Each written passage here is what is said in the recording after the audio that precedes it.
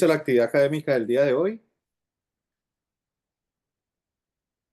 a cargo de John Alexander Medina, médico emergenciólogo y residente de Medicina Crítica y Cuidado Intensivo de la Universidad del Valle en segundo año. El tutor fue el doctor Álvaro Rego, profesor del Departamento de Anestesia y del programa de Medicina Crítica y Cuidado Intensivo.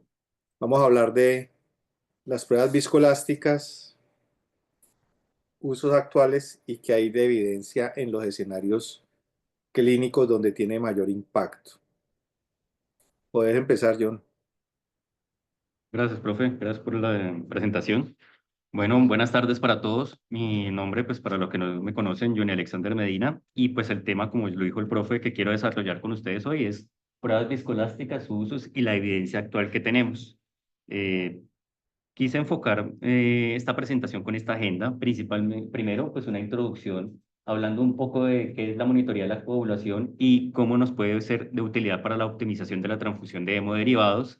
Y posteriormente lo quise dividir en la evidencia que existe tanto en intervención quirúrgica cardíaca, en los pacientes con cirrosis y trasplante hepático, en el sangrado posparto y en el traumatismo con sangrado mayor, que es donde más estudios y evidencia se encuentra sobre el uso de las pruebas viscoelastográficas. No es que hay otros estudios y hay otros usos, pero digamos que son los que mejor evidencia tienen actualmente. Pues primero que todo quise mencionar o traerles a colación que, como sabemos, en la literatura se han descrito múltiples complicaciones que han encontrado y se han asociado a la transfusión de hemoderivados. Y pues yo creo que para nadie es un secreto que nosotros podemos inferir que entre más se transfunde un paciente, más hemoderivados se utilizan en un paciente, pues más riesgo de estas complicaciones va a presentar. eh, Complicaciones como las que tenemos acá en la diapositiva, ya sea trálita, alergias, hemólisis o reacciones febriles, en donde se convierte como en un objetivo o en algo primordial optimizar la transfusión de hemoderivados en los pacientes para evitar estas reacciones. Me explico mejor. Eh, Tal vez transfundir lo que en verdad necesita un paciente pues nos puede ayudar a reducir estas reacciones que no queremos para ninguno de nuestros pacientes. No pasarnos de hemoderivados ni que tampoco le haga falta. Entonces, creo que me parece importante que entendamos la monitoría de la coagulación en base en esto. A lo largo del tiempo, pues digamos que hay estudios que han intentado comparar, que han comparado la transfusión liberal y no liberal, como se traduce al español, en varios escenarios. Uno de ellos, digamos, es, por ejemplo, el sangrado en pacientes intraoperatorios, donde estrategia liberales o no liberales, pues no hay ninguna diferencia con los desenlaces, mortalidad 30 días, por ejemplo, que se habían planteado. Este estudio, que es muy conocido, pues realizamos recientemente el New England, que nos hablaba sobre la transfusión liberal o restrictiva en pacientes con infarto agudo del miocardio, donde vemos que pues transfusión liberal con hemoglobinas de 10 más, a más o menos y restrictiva de 8 más o menos, sí se relacionó con un aumento de la utilización de hemocomponentes en los pacientes que utilizamos en una estrategia liberal, pero cuando vamos a mirar los desenlaces, pues no hay ninguna diferencia o ningún beneficio entre utilizar una transfusión liberal o no liberal. Ustedes me podrían decir, de pronto hay otros escenarios donde la transfusión liberal sí se puede beneficiar, sí, de pronto un paciente neurocrítico, que sí hay estudios que nos dicen que hay beneficio, pero pues bueno, digamos que para efectos de la charla hay que tener con cuidado y manejar con pinzas lo que es la transfusión de hemoderivados. Cuando hablamos de coagulación, pues tenemos varias indicaciones de monitoría o de diagnóstico de cómo está la coagulación de un paciente. Por ejemplo, el trauma severo con sangrado mayor, pues es importante, estos pacientes hacen coagulopatía y hacer un diagnóstico temprano de cómo está la función o la hemostasia de la coagulación en estos pacientes. Cirugías mayores, principalmente trasplante hepático y cirugía cardiotorácica, trasplante hepático, pues como recordamos los pacientes cirróticos son trombocitopénicos, tienen alteración de los factores de la coagulación, pero eso no implica que sean pacientes coagulopáticos. Recordamos que ellos hacen una compensación en sus factores de coagulación y pues podemos tener un paciente trombocitopénico pero que no necesariamente tiene un mayor riesgo de sangrado, donde las pruebas viscoelastográficas podrían tener un uso interesante en estos pacientes para diagnosticar verdaderamente si hay alguna alteración en la coagulopatía. La presencia de medicamentos, por ejemplo, tengo un paciente con sangrado mayor y está tomando antiagregantes o anticoagulantes, me podría ser de utilidad mirar o monitorizar la coagulación en estos pacientes. O en el ámbito de intervencionismo, pacientes con ECMO, circulación extracorpórea o hemodiafiltración, donde la sangre entra en contacto con material inerte, que eso va a producir tanto activación de los factores y de los factores de coagulación y consumo de los mismos. Entonces también es interesante la utilización de estas pruebas en estos pacientes.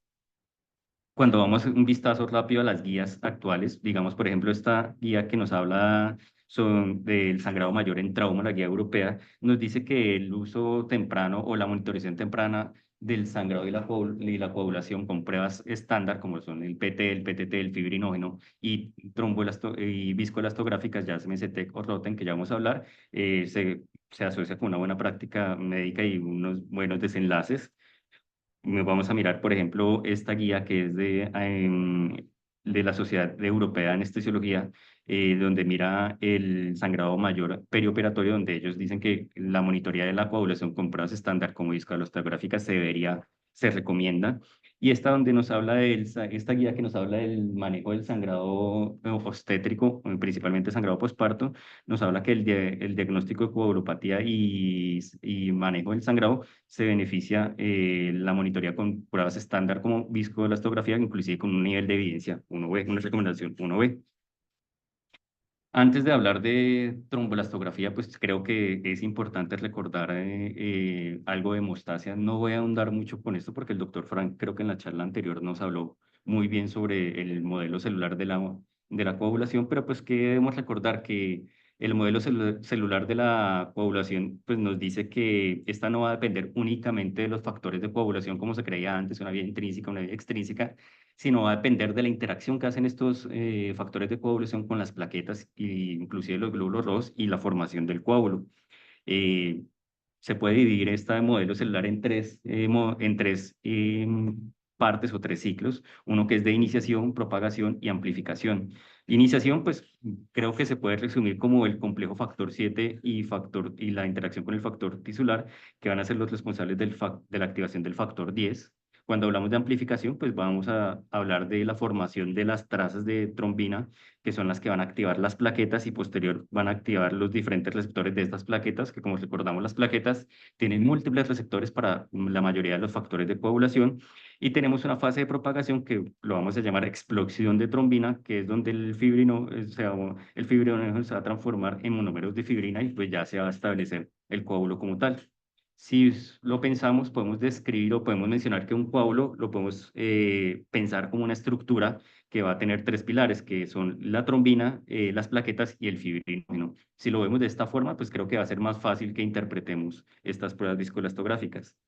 Cuando hablamos de la incidencia de coagulopatía y las etiologías que tienen en los pacientes que tenemos hospitalizados, vemos que el trauma y la coagulopatía asociada por trauma tiene un gran porcentaje, 32%. También tenemos la coagulopatía asociada por sepsis, 9%, asociada a la enfermedad hepática crónica, 10%. Tenemos otras sangrados obstétricos, 13%. Pacientes con malignidades conocidas, acá no tanto, digamos que, como sabemos, los pacientes con malignidad, con diagnósticos oncológicos, tienen un estado procoagulante. Y hay otras misceláneas como el uso de anticoagulantes y demás, pero pues miremos esto para invitarlos a ver que la evaluación de la función de la coagulación es importante porque tenemos varios pacientes en los cuales podemos interactuar. Hablando un poquito del contexto histórico, pues nos habla que el creador o el responsable de esto es el doctor Helmut Harder, les pido perdón por la pronunciación, quien concibió o desarrolló la trombolastografía en Alemania, en la Facultad de Medicina de la Universidad de Heidelberg en 1948. En este momento, como no es como lo conocemos ahorita, sino era un trombolastograma que miraba la formación del coágulo, pero pues las ondas no se evidenciaban en una pantalla, sino pues eran escritas en un papel tipo electrocardiograma, como para que me entiendan. Pero pues eso se guardó en un laboratorio y pues no se utilizó mucho, sino fue hasta más o menos en 1958, donde el doctor em, em, Henry Swan utilizó la trombolastografía para evaluar la coagulación en los pacientes que eran, perdón, se colocaban se colocaban a uso de bypass cardíaco y se sometían a hipotermia. y fue transcurriendo el tiempo, se utilizó en más escenarios. En 1980, Thomas Sars lo utilizó para detectar la fibrinolisis en la fase anhepática o cuando se extrae el hígado en los trasplantes hepáticos y continuamente, pues hasta el día de hoy, donde pues es importante para la monitoreo de la coagulación. Perdón. ¿Listo? Cuando hablamos de pruebas trombolastográficas, pues tenemos que estas dos pruebas principalmente, a mano izquierda tenemos el trombolastograma y a la derecha la trombolastografía rotacional, para entenderlo, pues vamos a hacer que el principio físico por el cual se evalúa la coagulación es el mismo, ya sea, pues, ¿qué vamos a hacer? El principio va a consistir en que vamos a utilizar sangre completa, se va a almacenar en un tubo de citrato, que pues estas pruebas pues tienen que tener ciertas condiciones, cierto nivel de citrato y ciertas condiciones, una temperatura de 37 grados y demás se van a introducir en un recipiente. En el trombolastograma, pues un recipiente sin ningún aditamento adentro. Y en el rotacional, pues un recipiente con sangre que va a tener un pin adentro. Y pues, ¿qué va a consistir? Va a haber un espejo acá en estas pruebas y va a haber un rayo de luz. Conforme se va moviendo la sangre completa, se va a ir formando un coágulo y las características viscoelásticas de la sangre van a ir cambiando y el rayo de luz pues va a ir cambiando su longitud de onda y esto se va a ir graficando en una curva a través del tiempo. Entonces digamos que ese cambio que va formando la sangre entera mientras se le da vueltas o está rotando en estos aparatos, pues y la lectura de esta luz pues va a generar la curva que vamos a conocer o que todos hemos visto en las pruebas viscoelastográficas. Acá tenemos la curva en general, la curva genérica que se va a formar en la trombolastografía. Acá abajo, en el eje del X, tenemos el tiempo, el transcurso del tiempo, y en el eje Y tenemos la longitud de pues, gráfica. Arriba, de la mitad para arriba, tenemos cómo se va a caracterizar la curva del trombolastograma rotacional y abajo del TEC. Entonces, vamos a tener una fase inicial que la vamos a...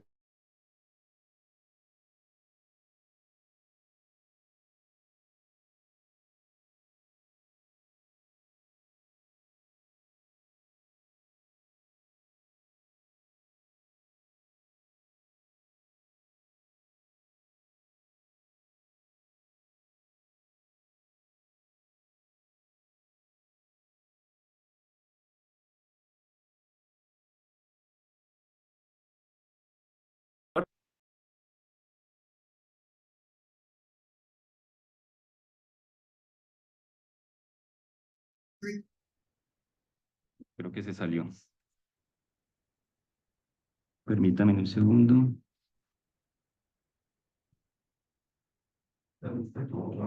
Se desconectó, yo creo. Profe, ¿me escucha? Se había desconectado.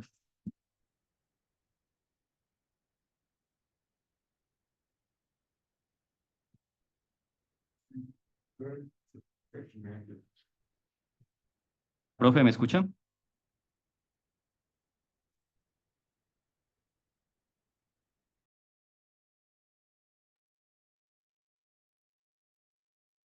¿Me escuchan? Que se desconectó. Ya, ahí me dicen que sí se escucha. Bueno, les decía que los seres vivos pues tienen en su sistema de coagulación, pues tienen factores que promueven la coagulación, pero que tienen también factores que van en contra de la coagulación. Pues es lógico pensar que si yo tengo un sangrado, necesito que se forme un coágulo que detenga el sangrado, pero pues no me quedo que quedar con el coágulo toda la vida, pues debe haber un sistema también que me hable sobre el análisis de este coágulo. Entonces, pues esta prueba me va a hablar sobre la iniciación de esta coagulación, sobre la cinética de la formación de este coágulo, la contextura o la fortaleza de este coágulo y posteriormente un periodo de lisis, o fibrinolisis, cómo se va a alisar este coágulo. Entonces, repito, inicialmente un tiempo, un CT o R, dependiendo de la prueba que evaluemos, que me va a hablar sobre la iniciación del coágulo y el aporte de los factores de coagulación. Un segundo tiempo que va a ser en el ROTEM va a ser el tiempo de formación de coágulo, que es este que está acá, que va a mirar la longitud de onda hasta este minuto, o en el TEC, que va a mirar el ángulo alfa. Si ustedes se dan cuenta, pues acá estas dos líneas forman un ángulo. En el TEC mira el ángulo y en el ROTEM mira esta distancia. Entonces, ¿qué va a hacer, de qué nos va a hablar? Pues nos va a hablar sobre la interacción de los factores de coevolución con la interacción del fibrinógeno, que es la siguiente etapa. Eh, la siguiente es esta cuando la onda o la gráfica, mejor dicho, alcanza su longitud máxima. Vamos a tener en el ROTEN un tiempo una firmeza máxima del coágulo y en el TEC una amplitud máxima que nos va a hablar de la consistencia máxima o el mejor estado de ese coágulo. Y posterior a esto comienza la fibrinolisis, donde en, en el ROTEM vamos a hablar del índice o lisis máxima, que es en el punto donde el punto de lisis máxima, que es cuando el coágulo totalmente se lisa, o en el TEC también vamos a mirar el índice de lisis, dependiendo. Pero pues si ustedes se dan cuenta, la interpretación de la curva es la misma, solo que va a cambiar la nomenclatura con la cual utilizamos o evaluamos esta gráfica.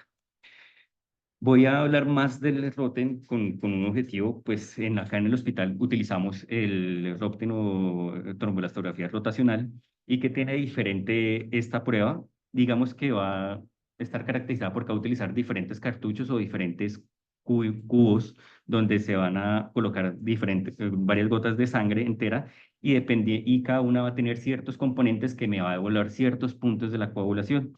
Por ejemplo, tenemos, acá se llama TEM porque TM es el nombre de la fábrica o la empresa que creó esta forma de vistelografía y X va a hablar de la vía o el componente de la coagulación que evalúa. Entonces tenemos un primer cartucho o uno que inicialmente se va a hablar, que es el EXTEM, que me va a hablar la vía extrínseca. Va a hablar la formación del coágulo, la polimerización de la fibrina y la fibrinolisis y se va a comparar con el PT en las pruebas estándar de coagulación. Tenemos el INTEM que va a doblar la vía intrínseca a la coagulación, o se puede comparar con el PTT también. Vamos a tener el FIFTEM, que principalmente lo que vamos a tener acá es un inhibidor de las plaquetas para evaluar la consistencia del coágulo dependiente solo del fibrinógeno. Entonces, es interesante. Y tenemos el APTEN que principalmente me va a mirar la activación residual e inhibición de la fibrinolisis y pues es útil para mirar la inhibición de la fibrinolisis in vitro. Y cuando tenemos pacientes que están sobre la utilización de heparina, tenemos el EPTEN que va a tener un inhibidor de heparina para poder evaluar la coagulación en estos pacientes. En el TEC tenemos una prueba que es la normal y una con heparinasa que pues se va a utilizar para inhibir la heparina y poder hacer una adecuada interpretación de la curva. En el ROTEM tenemos varias pruebas, de hecho se han descrito hasta el momento, se han utilizado hasta 20 cartuchos diferentes, pero pues digamos que básicos nos van a siempre a colocar estos cuatro y si lo solicitamos con inhibidor de heparina, si es el caso que el paciente está bajo la influencia de heparina. Esto para mostrarles la relación de Lexten y Liften. Si ustedes se van la longitud de onda, si yo evalúo uno y evalúo otro por aparte del Liften que les había dicho, que era la evaluación de la fibrinolisis, inhibiendo la interacción de las plaquetas. Entonces, digamos que en la curva o la formación del coágulo va a haber un componente eh, que es protagonista del plasma, el fibrinógeno, y los componentes de la coagulación, y hay otro que es las plaquetas. Es como para que lo lleven en la cabeza. Y dependiendo del cartucho que vaya a utilizar o la prueba que vaya a utilizar, pues digamos que hay valores normales de cada uno de los ciclos del ROTEM que vamos a evaluar. Yo creo que personalmente uno no debería aprendérselos, pero sí debería tenerlos a la mano para saber interpretarlos. Conforme va pasando el tiempo, yo creo que uno entre más interprete, pues los va a terminar aprendiendo, pero es muy difícil de primerazo uno como que tenerlos de memoria. Las curvas van a ser diferentes dependiendo de la prueba que se utilice y pues hay que tener en cuenta que los valores van a ser diferentes. Esto es como puya. Acá en el hospital tenemos este Serlopten Sigma, que es de hecho es uno de los más actuales, no es viejito, es moderno. Y pues estos son los tubos de citrato que son específicamente para la máquina donde se va a recolectar la sangre. Se va a procesar a 37 grados centígrados, que es similar al cuerpo. Y digamos, a diferencia del TEC, digamos que este espera un poquito más de tiempo para llevar la muestra. No es como el TEC que tiene que ser casi que en la cabecera del paciente la toma de la muestra y la interpretación. Pero bueno, ¿cuál es la ventaja de estas máquinas? Perfectamente yo podría tener una máquina de estas en urgencias y llegó un paciente con sangrado mayor, con trauma, pues mientras tomamos las muestras, pues vamos a ir corriendo un tromboelastograma. Y la ventaja es que en esta pantalla, mientras se va procesando, se va graficando conforme el tiempo. Tengo un resultado en tiempo real. Podría tenerlo en la unidad de cuidados intensivos, podría tener una máquina en cirugía donde, pues, en una cirugía mayor, un sangrado mayor, pues va a ser de gran utilidad. Hay múltiples algoritmos para interpretar estas pruebas viscoelastográficas. Las guías que les mencioné tienen cada uno un algoritmo.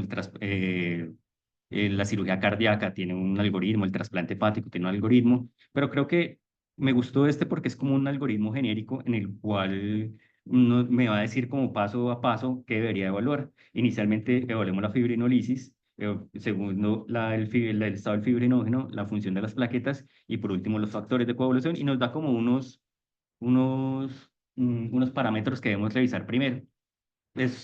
Obviamente los algoritmos no se deben generalizar para todos los pacientes, pero yo creo que con un algoritmo genérico como este podemos captar la mayoría de los pacientes y podemos hacer un buen manejo de esto. Por ejemplo, acá cuando hablamos de la fibrinolisis, ¿qué vamos a mirar? Vamos a ir primero a mirar el Extem. No les había dicho, pero hay varios protocolos A5, A10, va a referirse al tiempo, al minuto en el que voy a evaluar. Hay un protocolo que es A5 en que siempre voy a evaluar todas las pruebas en el minuto A5, la amplitud de la onda, de la gráfica en el minuto 5. Entonces, vamos a la Extem, que como recordamos, evalúa la vía extrínseca. Si este es menor a 35 o tiene un 50 mayor a 600 milisegundos, muy probablemente tiene una hiperfibrinolisis temprana, o si el exten y el 50 es mayor al 15% y se corrige en el apten, probablemente es una hiperfibrinolisis tardía. ¿Pero esto para qué? Cuando tenemos hiperfibrinolisis, o sea, el coágulo no dura nada en el cuerpo, queríamos utilizar ácido tranexámico. Paciente politraumatizado, pues sabemos que hay protocolos de uso de ácido tranexámico, pero pues que tenga una prueba de estas después de su uso que aún esté alterada, podría indicar de que podría usarse otra dosis. Esto no está en ninguna guía ni nada por el estilo, pero pues digamos es la ventaja, como individualizar los pacientes para tomar decisiones. Después vamos a hablar la presencia del fibrinógeno. Eh, ¿Cómo lo vamos a hacer? Principalmente vamos a hablar la curva del 15 al minuto 5. Si esta es menor a 9 milímetros, muy probablemente sea una hipofibrinogénemia y vamos a necesitar o creo precipitado o concentrado de fibrinógeno, pero pues eso no creo que pues, no lo tenemos a la mano, lo que tenemos es precipitado. Cuando ya vamos a evaluar la función plaquetaria, pues vamos a mirar el extem, minuto 5, si es menor a 35 y tiene un 15 en el minuto 5 mayor a 9 milímetros, muy probablemente sea plaquetas trombocitopenia y va a requerir plaquetas, pero si tiene un extem menor a 25 milímetros y un 15 menor a 9, no solo son plaquetas, sino es hipofibrinogenia. Entonces también necesitamos plaquetas y crioprecipitado. Y esta que ya es un poquito más difícil, pero bueno, es para mirar los factores de la coagulación. Vamos a mirar el extem. Si tiene un tiempo de coagulación o el tiempo inicial de entre 80 y 140 segundos y un 15 con una 5 menor a 9 milímetros, hipofibrinogénemia y probablemente se beneficie de concentrado fibrinógeno o crioprecipitado. Exten con un tiempo de iniciación de mayor a 80 segundos y un 15 con mayor a un tiempo 5 a mayor 9 milímetros, déficit de factores de la coagulación, probablemente acá podemos entrar plasma fresco congelado o concentrado de complejo protombínico activado. Y en esta última, digamos, un exten mayor a 140 segundos y un 15 menor a 9 milímetros, podemos hablar de hipofibrinogénemia más déficit de factores y pues se puede beneficiar de la utilización de tanto concentrado de fibrinógeno como concentrado de complejo protombínico, para tener en cuenta. ¿Listo? Para no aburrirlos tantos, pues quiero mostrarles un caso clínico. Son casos clínicos de acá del hospital. Tenemos una mujer de 47 años que está en seguimiento ambulatorio por neurocirugía y por neurología por una epilepsia que la cual tenía indicación quirúrgica. No vamos a ahondar por eso. Y se llevó un procedimiento quirúrgico, el cual fue una amigdalo-hipocampectomía selectiva derecha. Durante el transcurso del operatorio, pues presenta un sangrado masivo que condiciona un choque hipovolémico y hemorrágico que requiere empaquetamiento de urgencia y cierre por planos e inclusive traslado de hemodinamia para una panangiografía y manejo. Ahí se encontraron que tenía un aneurisma de la circulación posterior que se rompió. Pero pues lo interesante es que pues en intraoperatorio, pues al ver que estaba con un sangrado mayor, solicitaron un trombolastograma rotacional. Entonces, como para dar un ejemplo, vamos por partes, fibrinolisis. ¿Qué vamos a mirar? Un exten en el tiempo 5 menor a 35 milímetros. ¿Dónde está el exten? Está acá. A5 menor a 35 milímetros, no, está bien. Y, pero discúlpeme, si tampoco lo van a estar viendo ya. Ahí lo ven, listo. No sé, yo me pierdo con eso. Perdón, disculpen. Entonces, lo primero que vas a mirar, exten en el tiempo A5 menor a 35 milímetros, un 15 mayor a 100 milisegundos. Vamos a mirar exten menor a 35, no, mayor a 600 milisegundos, tampoco. Entonces, muy probablemente no está en una fibrinolisis aumentada, no se beneficia de ácido tranexámico y probablemente no lo hayan hecho. Segundo fibrinógeno, 15 menor a 9 milímetros. Vamos por acá, 15 A5 menor a 6 milímetros, mira, está disminuido. Muy probablemente en el intraoperatorio hayan utilizado crioprecipitado en este paciente porque pues vemos que el fibrinógeno está alterado. Hay algoritmos inclusive que dicen que dependiendo de la longitud de esta gráfica, uno podría inferir cuál es la dosis de fibrinógeno que se puede utilizar, pero pues digamos que para efectos prácticos vamos a ir hasta ahí. Plaquetas, vamos a ver si este paciente necesitaba plaquetas. Exten menor con un tiempo 5 menor a 35, ya vimos que no. Y un 15 en tiempo 5 mayor a 9 milímetros, acá está.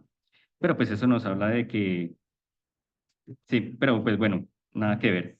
Nada que ver, listo. Y está abajo un exten menor a 25 en el tiempo A5, no, bien, y 15 tampoco. Entonces plaquetas muy probablemente no lo hayan transfundido y pues no las necesitaba porque su función plaquetaria estaba bien. Y ya mirando acá este último, que son los factores de coagulación, miramos exten CT de 80 a 140, eh, no, nada que ver. Y mayor a 80 milisegundos, tampoco, nada que ver. Mayor a 140 segundos, nada que ver. Entonces, probablemente factores de coagulación no haya hecho falta. Entonces, aparte de glóbulos rojos, muy probablemente este paciente lo que se beneficiará era crioprecipitado o fibrinógeno y sea lo que hayan transfundido en el operatorio. Obviamente, genéricamente, nos va a dar los primeros 4 cartuchos. Siempre se van a procesar los primeros 4 cartuchos en todas las pruebas. ¿Listo? Entonces, si lo necesito o tengo otro algoritmo, pues podría utilizar estas dos curvas, pero yo creo que inicialmente con que sepamos interpretar estas dos es suficiente. Bueno, hablando de cirugía cardíaca, vamos a mencionar qué evidencia tenemos. Hay varios estudios, pero pues quise como mencionar los más importantes o los más significativos. Hablando, ¿cuál es la importancia de utilizar o monitorizar la coagulación en la paciente de cirugía cardíaca? Pues principalmente que el riesgo de sangrado es hasta un 20% en los casos y pueden presentar complicaciones asociadas a la hemorragia. ¿Qué factores van a contribuir en el sangrado en los pacientes con cirugía cardiotorácica?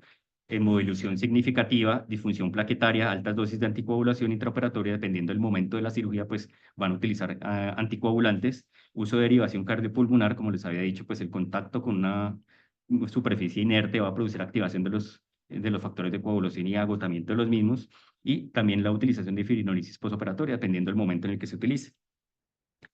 Este primer estudio es una revisión sistemática y un metaanálisis donde el objetivo era evaluar los beneficios y los daños que se pueden del uso de los hemoderivados guiado tanto por pruebas viscoelastográficas, ya CMS, Rotem o TEC, en comparación con pruebas estándar o el criterio clínico. O sea, que la persona que está al frente del paciente considere que necesita cierta transfusión de hemoderivados. En total, esta revisión incluyó 17 estudios con 1.493 pacientes. Perdón.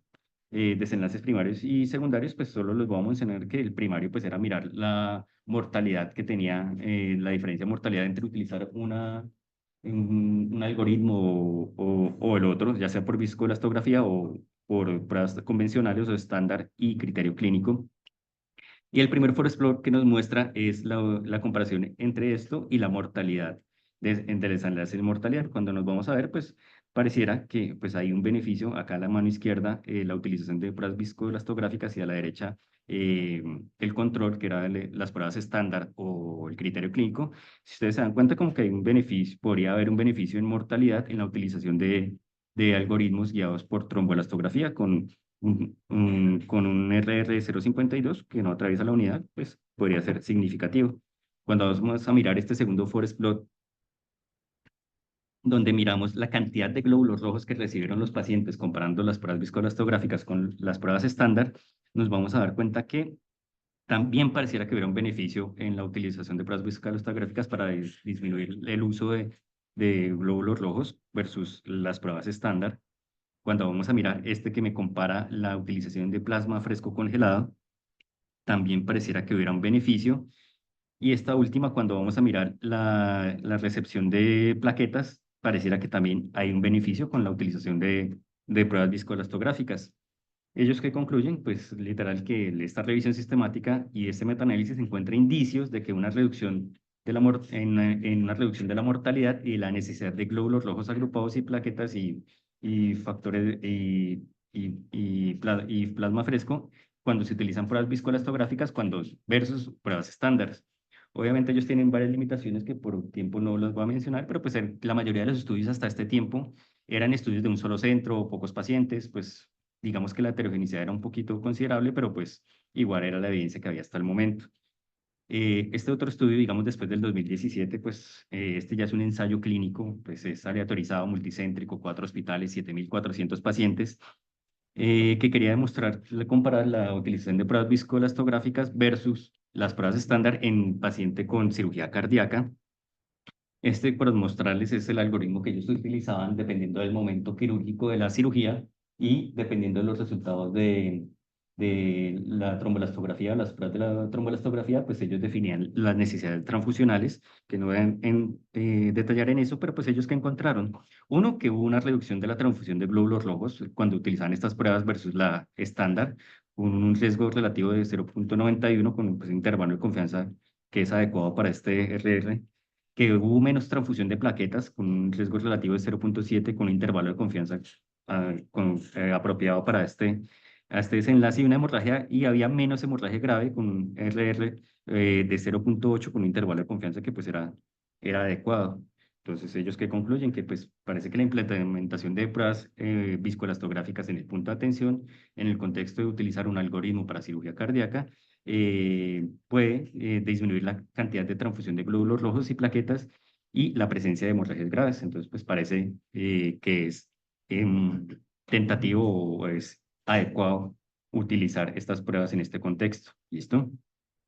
Cuando vamos a hablar de trauma, pues como se recordarán, el trauma es una de las causas de coagulopatía más importantes, creo que era la que mayor porcentaje tenía, 32%, trauma con sangrado mayor. ¿Cuál es el beneficio o la necesidad de utilizar pruebas viscoelastográficas o estas pruebas en el trauma?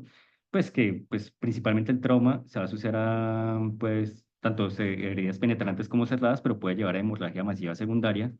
Hay coagulopatía inducida por trauma, ya sea por el choque hipovolémico, que va a haber una disminución del volumen sanguíneo efectivo, va a haber una activación del simpático adrenal, que pues también puede haber una alteración de la coagulación como respuesta al estrés y pues y a la pérdida de la sangre, activación del endotelio, pues recordar que el endotelio juega un papel importante en la coagulación, va a haber una alteración de la coagulación y puede haber tanto un estado hipocoagulable e hiperfibrinolítico, o sea, poca formación de coágulo y mucha lisis del coágulo y que va a producir un mayor riesgo de sangrado. Entonces, ¿cuál es la importancia? Que pues va a ser una evolución rápida de la coagulación en tiempo real y pues nos pueden guiar la reposición sanguínea y reposición de hemoderivados en estos pacientes. Este es otro caso que es de acá, es una mujer de 56 años que iba en una moto, perdón, se chocó contra un objeto fijo y principalmente tenía estas heridas, pero pues tenía una fractura expuesta del húmero derecho con sangrado abundante en el sitio del trauma. Se llevó, el tórax y abdomen no tenía gran cosa, se llevó a cirugía para control de daños de ortopedia y pues hubo un sangrado, se refirió que había un sangrado importante en el intraoperatorio, por lo cual se solicitó estas pruebas. Entonces, ¿qué tenemos? Rápidamente, fibrinolisis. Vamos a mirar, Exten con tiempo A5 menor a 35. Sí lo tiene. Entonces, muy probablemente este paciente se haya beneficiado de ácido tranexámico y de hecho, sí es coherente que lo utilizamos en los pacientes politraumatizados. Hay un protocolo y demás, pero como que hay un estado de hiperfirinolisis en los pacientes politraumatizados. Pero bueno, en este caso, pues se beneficia de ácido tranexámico. 15 menor a 9 milímetros en el tiempo 5. Sí, entonces probablemente también se haya beneficiado de crioprecipitado fibrinógeno. Vamos a mirar Exten menor a 35 milímetros en el tiempo 5. Sí, sí, 31, entonces probablemente también plaquetas se le haya transfundido a este paciente. Y miramos los factores de coagulación, tiempo de inicio prolongado, pues no, de ninguno, digamos, tiempo de inicio prolongado no lo tenía, entonces probablemente factores específicos de la coagulación no haya requerido, pero pues chévere la utilidad y muy probablemente hayan guiado la transfusión de hemoderivados seguidas con estas pruebas, ¿listo? Y si ustedes gráficamente recuerdan con esto comparado con la otra curva, se ve que es diferente, ¿no?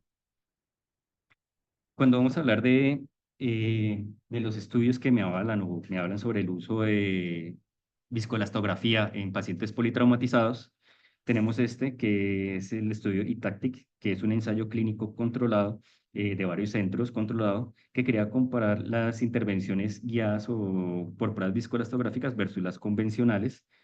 Era aleatorizado, pues habiendo un grupo tanto que se manejó con pruebas estándar y el otro con pruebas viscoelastográficas.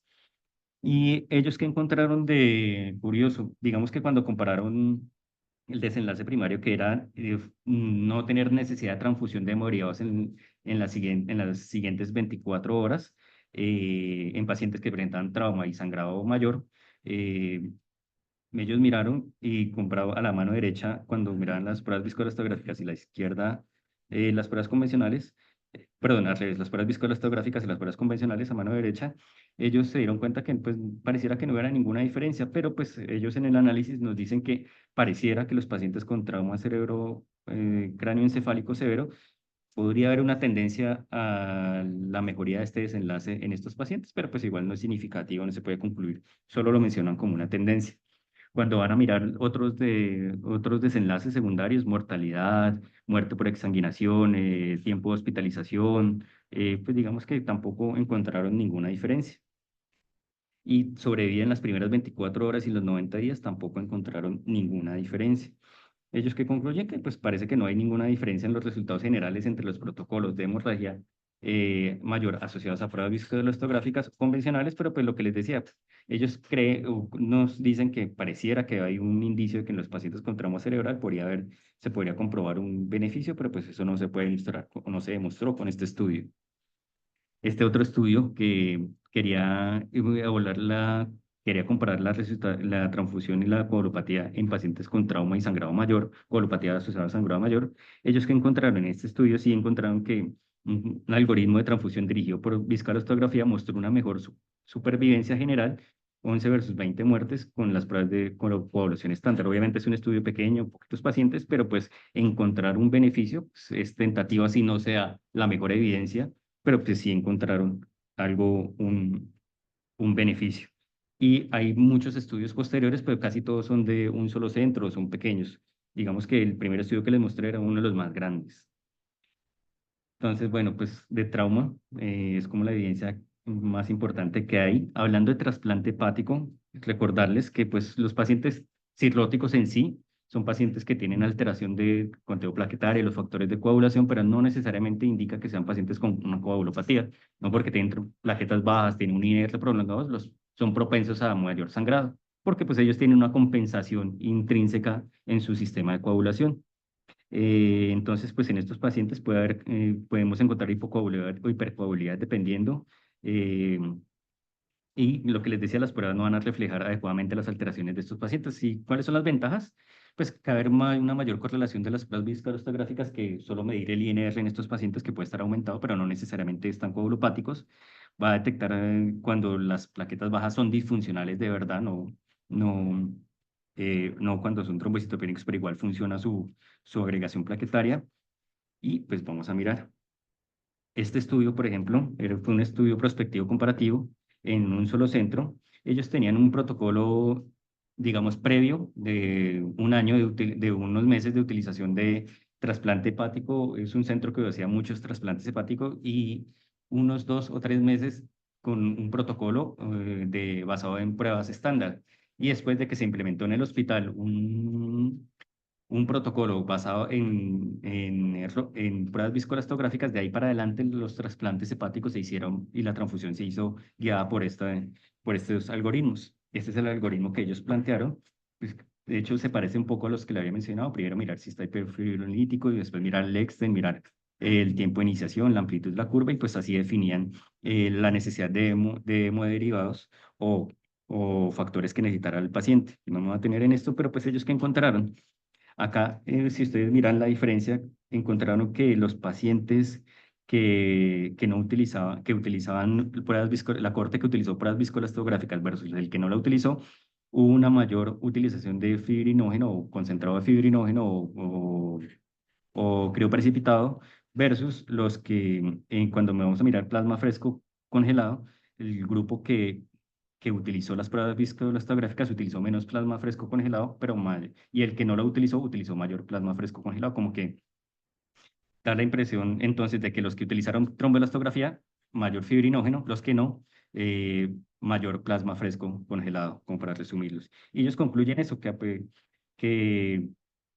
que pues hay una muestra o una evidencia de aumento de las transfusiones de fibrinógeno con la implementación de este algoritmo, pero pues no encontraron como disminución del sangrado o disminución de otros componentes de la sangre o transfusión de otros hemoderivados, pero pues sí, mayor fibrinógeno, menor plasma fresco congelado.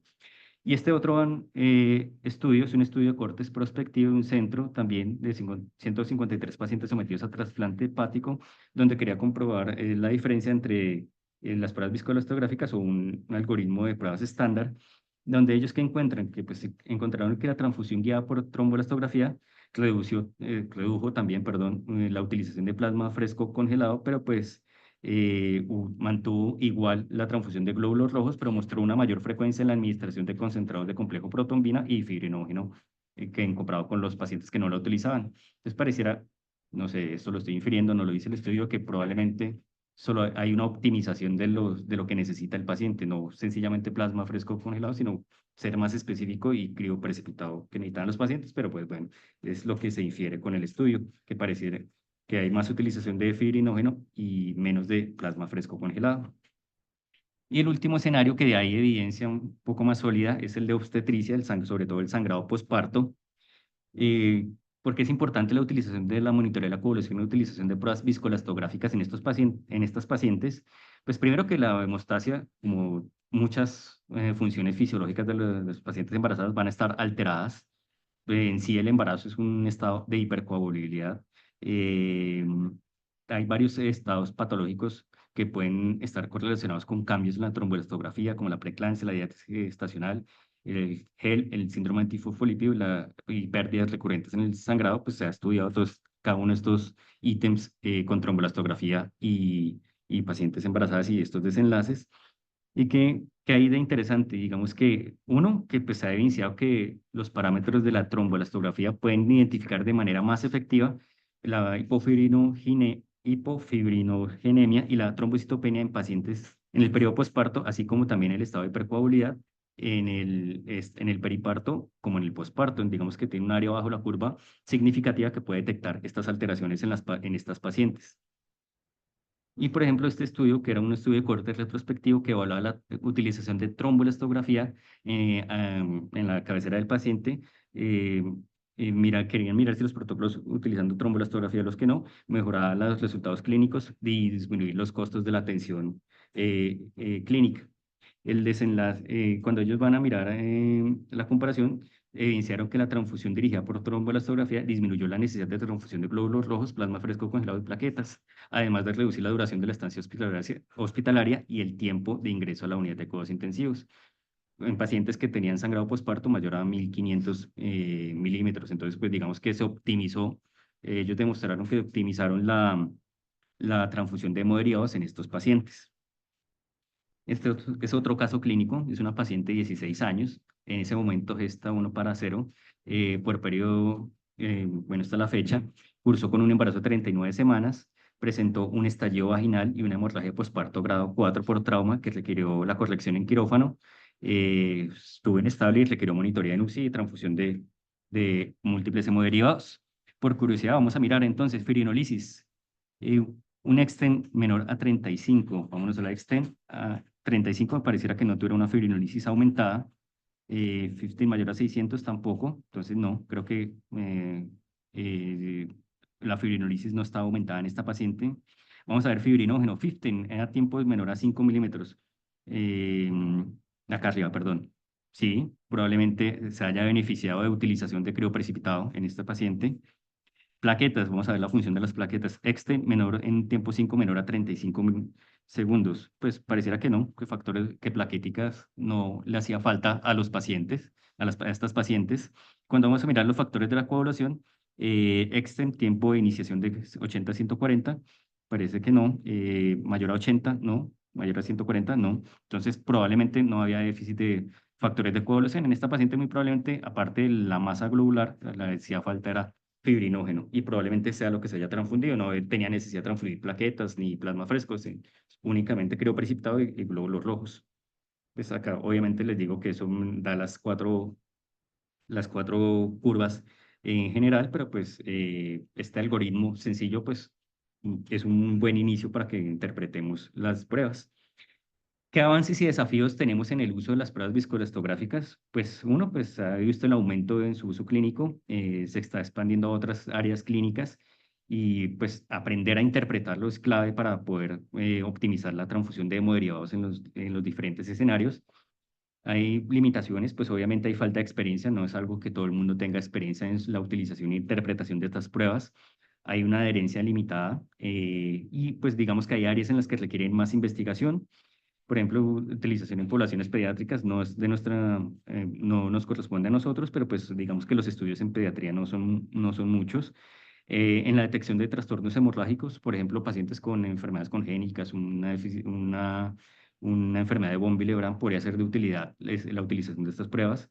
Evaluación del impacto de anticoagulantes directos, por ejemplo, un paciente con hemorragia aguda que utilice anticoagulantes directos, aunque hay pocos estudios que se han intentado utilizar, se han hecho, pero todavía no hay una correlación con los niveles de los anticoagulantes en sangre y los resultados en estas pruebas viscoelastográficas. Necesita más estudios y pues optimizar más los cartuchos de la trombolastografía, pues como les venía contando, pues cada vez van sacando y van promoviendo más cartuchos que me van a ir a evaluar un punto específico de la coagulación y pues puede ser de gran utilidad. Muchas gracias a todos. Eso era todo.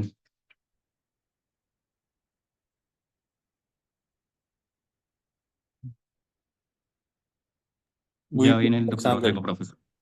Muy bien. ¿Van a hacer comentarios allá en el auditorio los profes? ¿O los Sí, señor. compañeros? Sí, sí, Fabio. Que se acerquen Bueno, al micrófono. sí, aquí estamos en el micrófono. Bueno, gracias, Alex. Completa la revisión. Cada año siempre hablamos de este tema, porque cada año tenemos residentes nuevos, no solamente de la primera especialidad, sino de la segunda especialidad. Y cada año queremos que todo el mundo esté muy familiarizado con la utilización de las nuevas pruebas de coagulación. Y esas nuevas pruebas de coagulación son elementos muy importantes en la toma de decisiones. Ya hay que dejar atrás el tiempo de la coagulación, el tiempo de protrombina, el tiempo de tromboplastina e incluso la medición del fibrinógeno que puede estar alterada.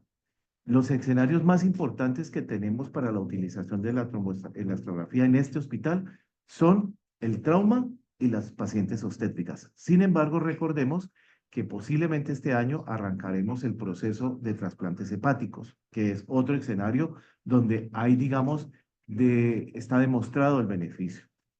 Desafortunadamente, en otros escenarios no tenemos tanto beneficio, sin embargo, o sí tenemos beneficio, pero no es tan fácil de demostrar. Los estudios que presentó Alexander y las conclusiones a las que llegamos es que definitivamente el mecanismo, el proceso de la tromboelastografía, ya sea por Roten o sea, tromboelastografía normal, es útil y necesaria.